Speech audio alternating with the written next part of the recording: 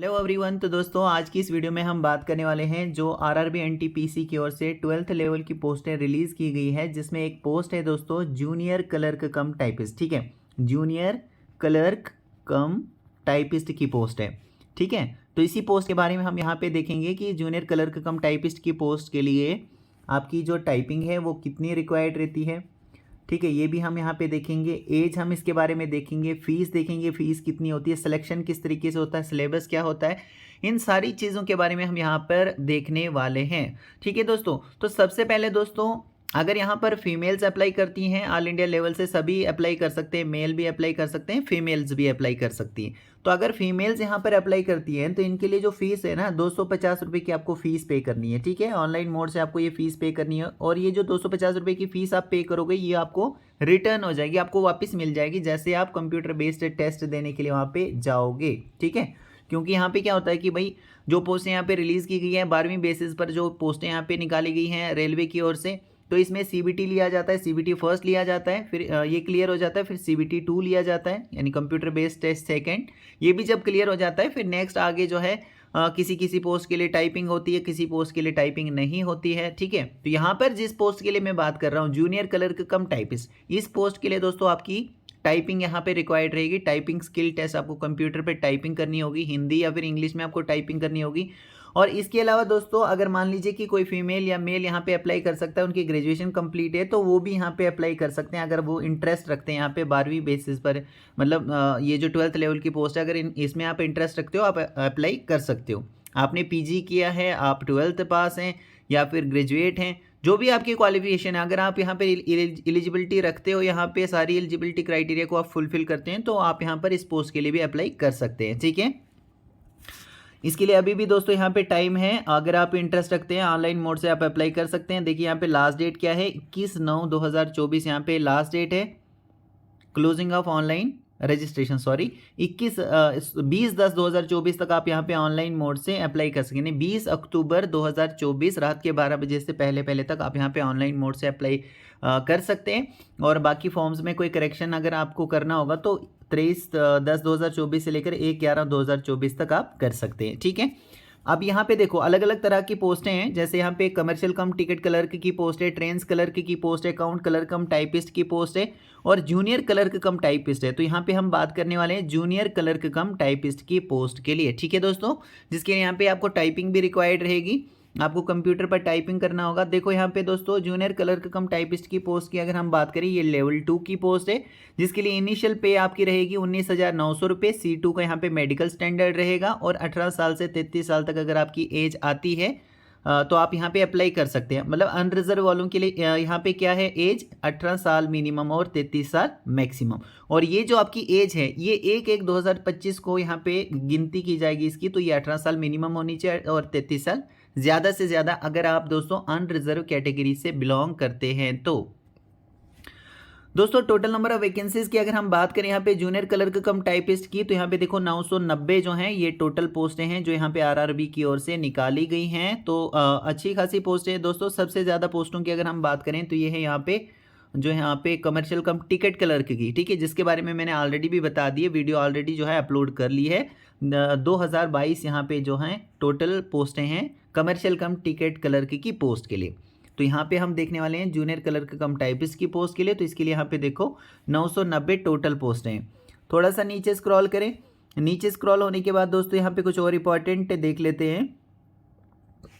तो दोस्तों सबसे पहले क्या है, यहाँ पे आपका सीबीटी लिया जाएगा, यानी जूनियर क्लर्क कम टाइपिस्ट की जो पोस्ट है दोस्तों, इसके लिए अगर हम बात करें तो सबसे पहले आपका सीबीटी लिया जाए, कंप्यूटर बेस्ड टेस्ट लिया जाएगा, कंप्यूटर बेस्ड टेस्ट फर्स्ट। ये जैसे आप क्लियर हो जाता है ये आपका, फिर आपका सीबीटी 2 लिया जाएगा, सीबीटी सेकंड। ओके, तो दोनों जब आपके क्लियर हो जाएंगे, सीबीटी फर्स्ट सीबीटी सेकंड, ये दोनों जब क्लियर हो जाएंगे उसके बाद फिर आपको टाइपिंग स्किल टेस्ट के लिए बुलाया जाएगा। ठीक है, आपको टाइपिंग करनी होगी, टाइपिंग आपको करनी होगी कंप्यूटर पर। ठीक है, हिंदी या इंग्लिश में आप टाइपिंग वहाँ पे कर सकते हैं जिसमें भी आपने सीखी होगी टाइपिंग। और जो कंप्यूटर बेस्ड टेस्ट आप दोगे दोस्तों, उसमें आपको बड़े ही ध्यान से वहाँ पे जो है वो आंसर देने होते हैं, क्योंकि यहाँ पे नेगेटिव मार्किंग भी होती है। 1/3 की जो है यहाँ पे क्या होती है, नेगेटिव मार्किंग होती है। मतलब आपके मार्क्स वगैरह जो है यहाँ पे माइनस किए जाते हैं हर एक क्वेश्चन का रॉन्ग आंसर, गलत आंसर देने पर। आई होप दोस्तों यहाँ तक क्लियर हो चुका होगा। थोड़ा सा नीचे स्क्रॉल करते हैं। नीचे स्क्रॉल होने के बाद फिर यहाँ पे जो है कुछ और इम्पॉर्टेंट यहाँ पे देख लेते हैं। तो यहाँ देखो C2 का यहाँ पे मेडिकल स्टैंडर्ड मैंने बताया था, इस पोस्ट के लिए C2 का मेडिकल स्टैंडर्ड है। तो C2 का मतलब क्या होता है कि आप हर तरह से फिट होने चाहिए। डिस्टेंट विजन में 6/12 नील या नील विद या विदाउट ग्लासेस होना चाहिए, और नियर विजन में SN 0.6 कंबाइंड विद और या फिर विदाउट ग्लासेस जब यहाँ पे रीडिंग या फिर क्लोज वर्क जब रिक्वायर्ड रहेगा। तो ये आता है दोस्तों C2 मेडिकल स्टैंडर्ड में, ठीक है। तो जूनियर क्लर्क कम टाइपिस्ट की पोस्ट के लिए अगर आप अप्लाई करते हैं तो C2 का यहाँ पे मेडिकल स्टैंडर्ड आपको देखा जाएगा। तो ये आप यहाँ पे देख लेना, ठीक। थोड़ा सा नीचे स्क्रॉल करें। नीचे स्क्रॉल होने के बाद दोस्तों यहाँ पे इन्होंने बताया है कि अगर आपने लेसिक सर्जरी कराई है दोस्तों या एनी अदर सर्जरी कराई है, किस लिए आपने सर्जरी कराई है, तो रिफ्रैक्टरी एरर को करेक्ट करने के लिए। अगर आपने कोई लेसिक सर्जरी कराई है या कोई अदर सर्जरी कराई है रिफ्रैक्टरी एरर को करेक्ट करने के लिए, तो भी आप यहाँ पर जो है ये जो पोस्ट है दोस्तों यहाँ पे जूनियर क्लर्क कम टाइपिस्ट, इस पोस्ट के लिए अप्लाई कर सकते हैं, ठीक है। यहाँ पे इन्होंने बताया है C2 का यहाँ पे मेडिकल स्टैंडर्ड है ना, तो आप यहाँ पे अप्लाई कर सकते हैं जूनियर क्लर्क कम टाइपिस्ट की पोस्ट के लिए। ऑल इंडिया लेवल से सभी कैंडिडेट अप्लाई कर सकते हैं, यहाँ पे देख सकते हैं, और चाहे मेल हो फीमेल हो। तो फीमेल्स का यहाँ पे कमेंट आता है फ़ीस को लेकर, मैंने ऑलरेडी क्लियर कर लिया है आपको। 250 की फ़ीस है, ऑनलाइन मोड से आपको पे करनी है और वापस आपको मिल जाएगी जैसे आप वहाँ पे कंप्यूटर बेस्ड टेस्ट देने के लिए अपीयर होंगे। तो बाकी यहाँ पे जो है कैटेगरी वाइज बताया गया है, डेट ऑफ बर्थ मेंशन की गई है कि भैया डेट ऑफ बर्थ जो है अगर आपकी ये डेट ऑफ बर्थ आती हैं कैटेगरी वाइज तो यहाँ पे आप एलिजिबल हैं। इससे पहले का आपका जन्म नहीं होना चाहिए। जो भी यहाँ पे कैटेगरी वाइज डेट मेंशन की गई है ना, डेट ऑफ बर्थ मेंशन की गई है, इससे पहले का आपका जन्म नहीं होना चाहिए, ठीक है। बाकी यहाँ पे देख लेना कैटेगरी में कितना क्या रिलैक्सेशन आपको मिलता है। अब दोस्तों यहाँ पे देखो, जो PWD से कैंडिडेट आते हैं, जो फीमेल्स हैं, जो ट्रांसजेंडर हैं, एक्स सर्विसमैन कैंडिडेट्स हैं, या फिर SC ST माइनॉरिटी कम्युनिटीज़ या EBC जो इकोनॉमिकली बैकवर्ड क्लास से आते हैं, उनको 250 रुपये की फ़ीस है, ये उनको वापस मिल जाएगी जैसे वो फर्स्ट स्टेज CBT में जाएंगे तो, ठीक है। इसके अलावा जो बाकी कैंडिडेट्स हैं उनको 500 रुपये की फ़ीस है जो ऑनलाइन मोड से पे करनी है, और उनको भी वापस मिल जाएगी। थोड़ा बहुत बैंक का चार्जेस लगेगा और बाकी फ़ीस आपको वापस मिल जाएगी जैसे आप CBT में अपीयर होंगे तो, ओके। इसके अलावा यहाँ पे अगर सिलेबस की बात करें तो सिलेबस जो है ना ये सेम रहेगा, CBT फर्स्ट में भी सेम रहेगा, CBT 2 में भी सेम रहेगा। ओनली यहाँ पे क्वेश्चंस थोड़े से ज़्यादा होते हैं CBT 2 में, और उसके बाद फिर आपका स्किल टेस्ट होता है। तो देख लेते हैं, थोड़ा सा नीचे स्क्रॉल करना पड़ेगा इसके लिए, और यहाँ पे देख सकते हैं ये है दोस्तों फर्स्ट स्टेज जो आपका रहेगा, जो पहला स्टेज आपका कंप्यूटर बेस्ड टेस्ट का रहेगा CBT 1। तो इसमें क्या है 90 मिनट्स का टाइम आपको दिया जाएगा पेपर करने के लिए, जिसमें जनरल अवेयरनेस से 40 क्वेश्चन पूछेंगे आपको पेपर में, और मैथ से 30 क्वेश्चन होंगे, जनरल इंटेलिजेंस एंड रीजनिंग से भी 30 क्वेश्चन पूछे जाएंगे। टोटल 100 क्वेश्चन आपको पूछे जाएंगे, ठीक है। 90 मिनट्स में आपको ये 100 क्वेश्चन का आंसर देना होता है।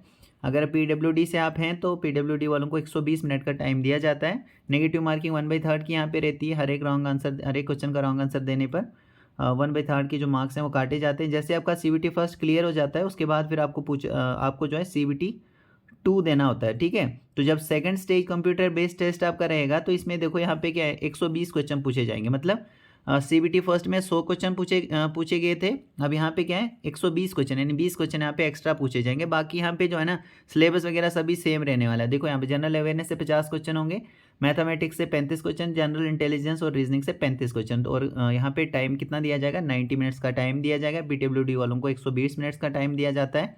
बाकी यहाँ पे भी नेगेटिव मार्किंग है दोस्तों।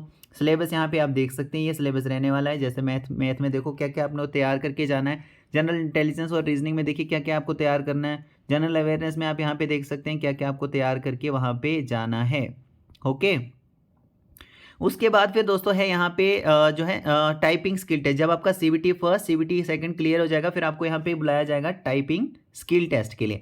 और ये जो यहाँ पे टाइपिंग आपकी रहेगी ना जूनियर क्लर्क कम टाइपिस्ट की पोस्ट के लिए, देख सकते हैं जूनियर क्लर्क कम टाइपिस्ट की पोस्ट के लिए जो यहाँ पे आप टाइपिंग स्किल टेस्ट आपका रहेगा, ये क्वालिफाइंग नेचर का रहेगा, और जो भी मार्क्स वगैरह आप इसमें लोगे वो मार्क्स जो है ऐड नहीं किए जाएंगे। जब आप मेरिट तैयार होगा ना, मेरिट लिस्ट जब तैयार होगी तो मेरिट के लिए आपके ये जो मार्क्स होंगे, ये जो नंबर वगैरह होंगे ना, तो ये ऐड वहाँ पे नहीं किए जाएंगे, ठीक है। और यहाँ पे हिंदी या फिर इंग्लिश में आपको टाइप करना होता है कंप्यूटर पर। तो अगर आपने यहाँ पे टाइपिंग इंग्लिश में सीखी है, आप इंग्लिश चूज़ करते हो, तो आपको 30 वर्ड पर मिनट करके लिखना है। अगर आपने इंग्लिश में लिखना होगा तो 30 वर्ड पर मिनट के हिसाब से वहाँ पे आपकी स्पीड होनी चाहिए। और अगर आप हिंदी चूज़ करते हो, हिंदी में आपको वहाँ पे टाइप करना है, तो 25 वर्ड पर मिनट के हिसाब से आपको कंप्यूटर पर लिखना होता है, बिना एडिटिंग टूल्स के और स्पेल चेक फैसिलिटी के। ठीक है, बिना एडिटिंग टूल्स के और स्पेल चेक फैसिलिटी के आपको वहाँ पे टाइप करना होता है। आई होप दोस्तों क्लियर हो रहा होगा। बाकी यहाँ पर अगर आपने टाइपिंग दोस्तों हिंदी में सीखी है या हिंदी में आपने यहाँ पे चूज़ कर रहे हैं कि आप हिंदी में वहाँ टाइप करेंगे, तो आपको यहाँ पे देखो जो टाइपिंग है ना वो सीखनी चाहिए कृति देव या एंड मंगल फ़ॉन्ट में। इन्हीं दो फ़ॉन्ट्स में आप सीखिएगा। क्यों? क्योंकि यहाँ पे एग्जामिनेशन में आपको यही दो फ़ॉन्ट्स मिलेंगे अगर आप हिंदी में वहाँ पे टाइपिंग करेंगे तो। ठीक है, कृति देव एंड मंगल फ़ॉन्ट आपको मिलेंगे वहाँ पे। ठीक है, और इसके अलावा दोस्तों फिर उसके बाद आपका डॉक्यूमेंट वेरिफिकेशन होगा और उसके बाद फिर फाइनली आपको वो पोस्ट मिल जाती है जिस पोस्ट के लिए आपने अप्लाई किया होगा, जैसे जूनियर क्लर्क कम टाइपिस्ट की पोस्ट के लिए। ठीक है, और बाकी यहाँ पे जो जो पोस्टें निकल कर आई हैं इसके लिए यहाँ पे बताया गया है। जैसे जूनियर क्लर्क कम टाइपिस्ट की पोस्ट है, तो देखो ये लेवल 2 की, जैसे मैंने आपको पहले ही बताया लेवल 2 की पोस्ट है। इसके लिए कॉमन रहेगा, CBT फर्स्ट आपको देना होगा, CBT 2 भी आपको देना होगा, और यहाँ पे टाइपिंग स्किल टेस्ट जो है आपको देना होगा। ठीक है, बाकी मेडिकल वगैरह देखा जाएगा। C2 का मेडिकल मैंने आपको पहले ही बताया, C2 का मेडिकल स्टैंडर्ड क्या होता है। DV आपके यहाँ पे होता है डॉक्यूमेंट वेरिफिकेशन, और उसके बाद फिर आपको वेलकम किया जाता है रेलवे में नौकरी करने के लिए। आई होप दोस्तों सारी चीज़ें क्लियर हो चुकी होंगी। फिर भी अगर आपका कोई डाउट है या फिर किसी पोस्ट के बारे में आप जानकारी चाहते हैं तो आप मुझे कमेंट के ज़रिए बता सकते हैं। आपका बहुत बहुत थैंक यू।